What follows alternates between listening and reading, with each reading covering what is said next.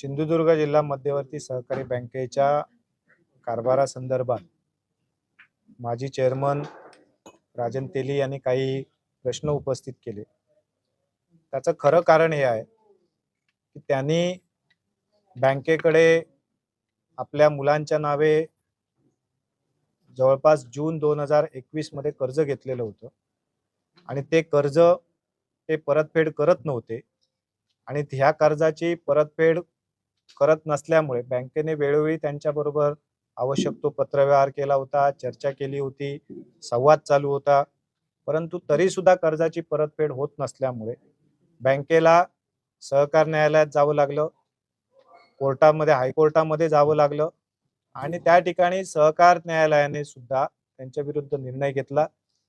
त्यांच्या जी काही तारण व्यवस्था होती त्याच्या व्यतिरिक्त असलेल्या सगळ्या मालमत्तेवर त्या ठिकाणी अटॅचमेंट लावण्याची ऑर्डर झाली। त्याप्रमाणे बँकेने कारवाई केली। त्याच्यानंतर त्यांनी अपील केलं, अपीलामध्ये सुद्धा त्यांच्या बाजूने निर्णय झाले नाहीत। त्याच्यानंतर पुन्हा हायकोर्टामध्ये या संदर्भात सुनावणी झाली आणि शेवटी हायकोर्टाने सुद्धा त्यांना पूर्ण रक्कम भरण्यासंदर्भात आदेश केलेत। फक्त ती जमीन कुठली तरी एखादी विका आणि भरा अशा प्रकारचे आदेश केले आणि त्या संदर्भात त्यांना नोव्हेंबरमध्ये एक डेडलाईन दिलेली होती, त्यावेळी सुद्धा ते पूर्ण पेड करू शकले नाही। शेवटी डिसेंबरमध्ये काल त्यांना एक पुन्हा डेडलाईन होती, त्या डेडलाईन मध्ये त्यांना ती पूर्ण कर्ज परतफेड करावं लागलं।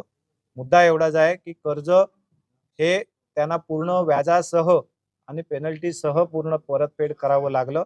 याच्याबद्दलचा राग बँकेबद्दलचा, बँकेच्या व्यवस्थापनाबद्दलचा राग त्यांच्या मनामध्ये होता आणि राजकीय द्वेष, मनीष दळवी म्हणून जो काही वैयक्तिक राजकीय द्वेष आहे, हा राजकीय द्वेष आणि बँकेबद्दलचा असलेला राग या सगळ्याचा परिपाक म्हणून त्यांनी अशा प्रकारचे बेछूट आरोप केलेत।